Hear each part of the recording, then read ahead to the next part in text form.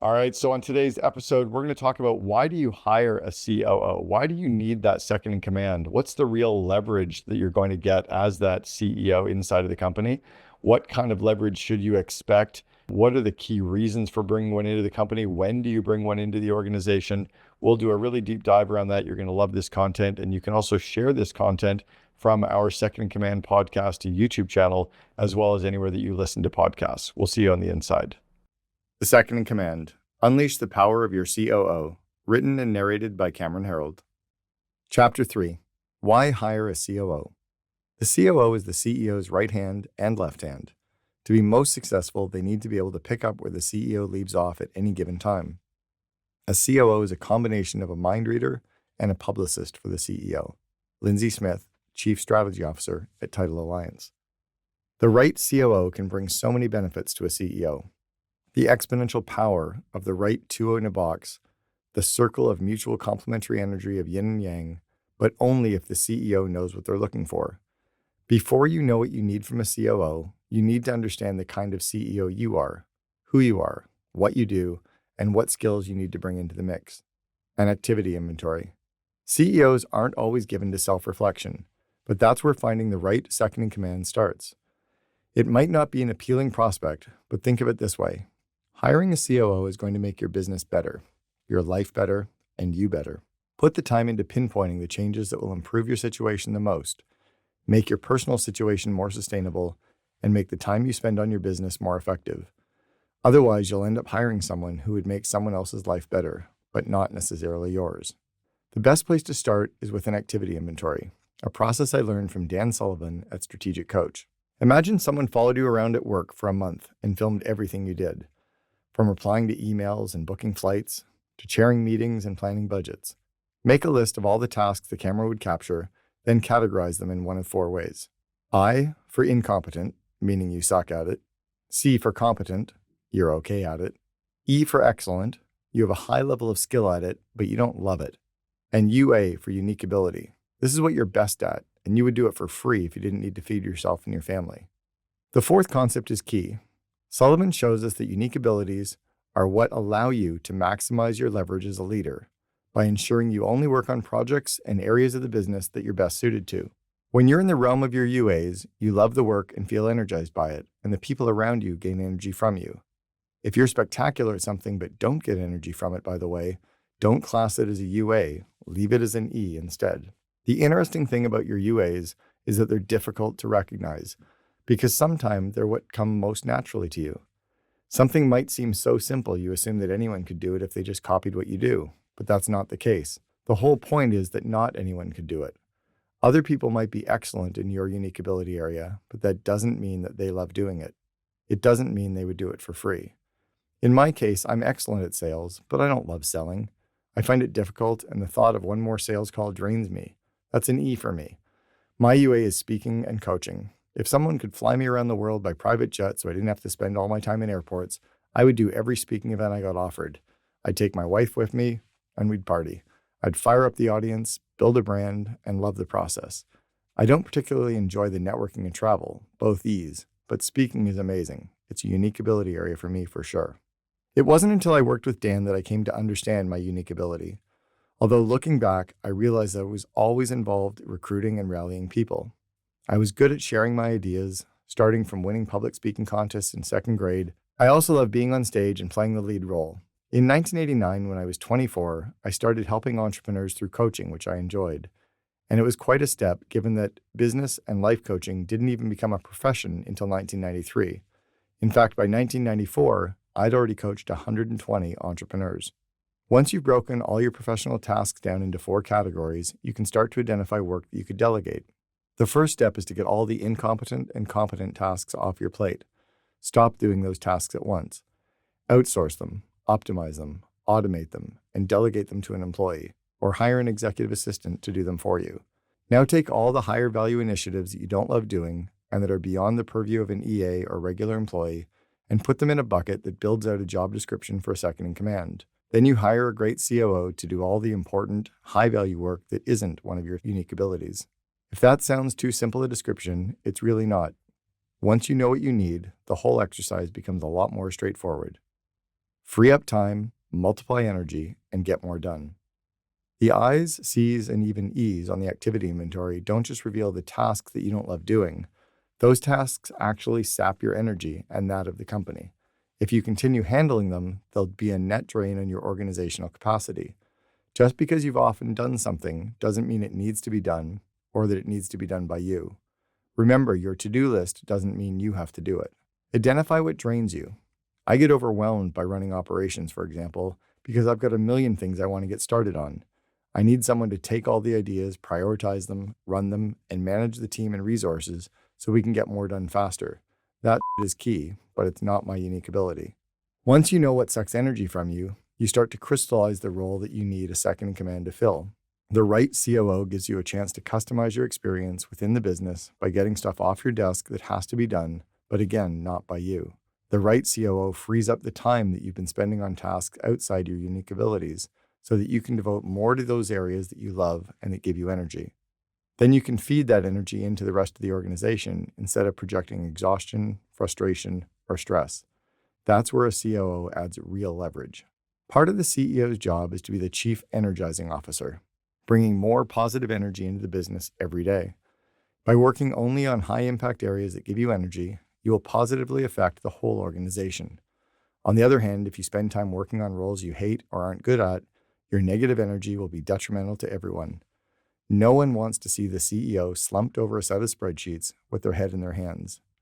Quantum physics talks about momentum creating momentum and energy seeking other similar energy. Closer to home, consider how meeting a grumpy barista in the morning can set a negative tone for your day, just as meeting a friendly and positive one can leave you full of energy.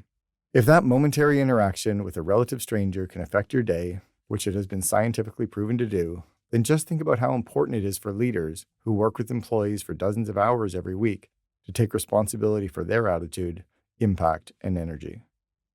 Position for growth or exit. Every CEO will eventually exit the company, whether they sell, retire, or die. That's not meant to be mawkish, it's realistic, even though most CEOs feel like they want to lead forever. A COO can be a key ally in helping to position a company for the CEO's eventual exit. The CEO's obligation to their shareholders is to build an organization that runs itself, doesn't solely rely on the CEO, and can continue on with someone new. That resilience and longevity require having the necessary systems and teams in place. Those systems are best put into place by a COO to ensure that a company can continue to scale without the current CEO. Remember, too, that the COO might be or become the CEO's heir apparent. A business will always have a CEO because someone has to be the leader, setting vision and strategy, being accountable, and serving as the legally required signing officer, but it won't always be you. Trusted partner. People assume being a CEO is exciting, but I don't have to tell you that it can also be quite lonely. You're isolated. You can't really tell your board of directors or advisors everything that's going on. You can't lean on your employees when you're scared, overwhelmed, overworked, worried, or unsure. You can't even share with your spouse without risking stressing them out if things aren't going well. The CEO needs to keep their game face on and project excitement and positivity so others feel inspired to follow them. But where can the CEO turn for positivity and reassurance? The answer is a trusted and reliable COO. When I spoke with Jim Morrisroe, COO of 15.5 for the Second in Command podcast, he recalled his experience as a CEO. It was lonely as hell. As a COO, he sees himself filling a friendship role for his own CEO, David Hassel. His experience meant that he intuitively recognized the value of filling that void. No matter how invincible a CEO might feel, they should never underestimate the value of having a partner. You need someone you can trust, be vulnerable with, and open up to, the yin to your yang. You need someone who will tell you the truth, including when they think you're wrong, so that you can keep moving forward in a positive direction. It's not simply about your personal feelings. The whole health of the company depends on you feeling and being happy, stable, and supported. That's how you can provide stability and support to anyone who looks to you for direction, which is everyone. It's never a good idea to hire people for roles just because you like them. They're not there to get along and hang out. They're there to do a job. For the COO, however, it's essential to find someone you like. A CEO needs to make sure that they have a COO they gladly hang out with, whom they like and respect, and whom they can share non-work activities to build their connection, whether playing tennis or golf, going for a run or a bike ride, or cooking barbecue. That natural affinity helps build mutual trust, and that's how you get to be two in a box. If it's not there, you risk bringing the wrong energy into the organization. At 1-800-GOT-JUNK, Brian and I had an unfair advantage. He'd been my best man at my wedding 3 months before I started to work with him. So we already knew everything about each other and implicitly trusted each other because we'd been in a business group together as entrepreneurs for 4 years. He'd seen me build 2 other companies. He knew how I thought and reacted, as well as what my skills were. He knew me so well, it was an easy hiring decision once he decided he needed a COO. You can't always replicate that foundation of friendship, of course. It's rare that you're friendly with exactly the right person you need professionally, but you can build a foundation when you find someone you like and respect. Make sure the person you choose fits what you need temperamentally. Be clear on what you're looking for, including the need for friendship in an often lonely role. The COO should be the CEO's built-in business life preserver, best friend, and sometimes therapist, a complete support network for everything in a single individual. Keeping up and handling disruption. As we've seen, the role of the COO originated with complex businesses like airlines that were hugely challenging to run, but recently COOs have become increasingly common in startups and disruptors. Technology, computers, automation, the internet, global organizations, and robotics have given every single business a wake-up call, enabling huge leverage and introducing new business models with exponential growth. Even highly experienced CEOs can get left behind, and businesses that don't adapt will die. As I and others have said many times, if the rate of change outside your business is greater than the rate of change inside your business, you're out of business. The COO must not simply understand the rate of change, they must also embrace it and get out ahead of it. That's where youth can be an advantage. I was second in command for the first time at age 33. Today, our youngest COO Alliance member, Julia Gordy, is 26. Younger COOs tend to have impressive strength in technology, automation, and digital marketing, even though they often have room to grow on the people side of the business, such as hiring, aligning teams, onboarding, building consensus, and conflict management. That's fine, they can develop these skill sets quickly. I find it fascinating to watch kids play video games like Minecraft, because the games are all related to the way work gets done in real life. Collaborating as a team, talking remotely with people around the world, dividing tasks, project planning, delivering asynchronously. Young people understand the new ways of working. And if you want your business to succeed, you'll need to understand as well. In the past, people showed up at work at 9 a.m. and left at 5 p.m. But now many people can work anytime over a 24-hour period and in multiple time zones. They don't have to be in an office. They can work from anywhere around the globe. In fact, I'm currently sitting in Denmark running the COO Alliance from Europe and proofreading this chapter in a cafe. When harnessed successfully, these changes massively leverage the power of the COO and therefore the CEO. The CEO is often learning at the same time as the COO. Entrepreneurial CEOs in particular may have an oh shit moment when they realize their business is by far the biggest endeavor they've ever undertaken. Maybe the company started as an idea with a friend, but then every day it's a little bigger than it was the day before, and eventually they realize they need help. When I became involved with Brian, disruption had just emerged as a business model. We brought a new spin to an old industry. We collected junk with a brand, quality focus areas to connect the customer, and a premium service. We didn't send garbage collectors to someone's house. We sent clean-cut college students in uniforms and shiny trucks. We did the work for the customer so they didn't have to lift a finger other than point at what they wanted hauled away. Think of all the coffee shops that existed before someone said, let's call them Starbucks. There were 17,000 independent junk removal services when we started, and we saw the opportunity with the right systems in place for branding. We were disruptors. We harnessed the internet by aiming for 30% of our bookings to come from online instead of through our call center. In that way, we changed the industry. The pace of change continues. Just look at the Great Resignation, and businesses have to keep up or die. One of the roles a COO plays is to think strategically and learn from better companies and other industries.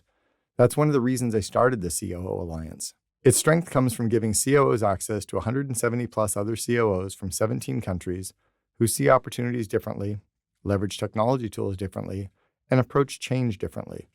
This cross-pollination inspires, educates, and offers a place to ask questions so our members can concentrate on working on the business and not just in it.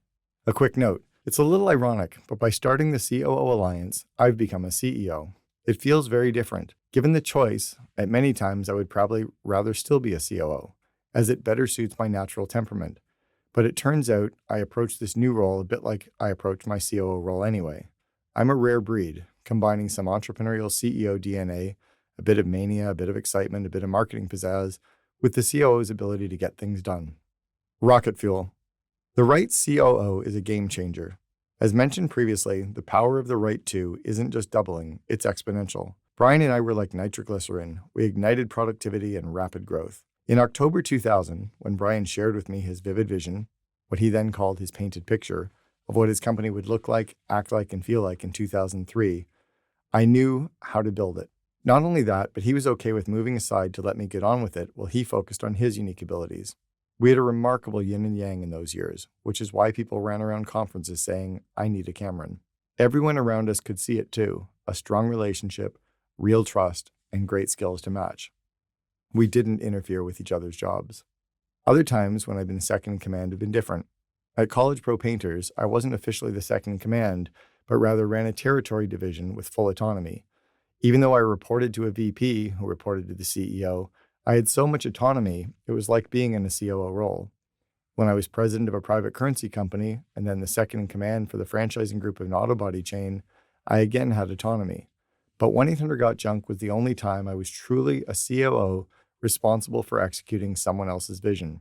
Regardless of the exact title for your second in command, the right person under the right circumstances can amplify, multiply, and ignite your potential as a leader and the potential of your company.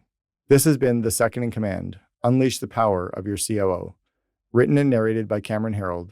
Text copyright 2022 by Cameron Herold. Production copyright 2023 by Cameron Herold. All rights reserved. Thank you for listening.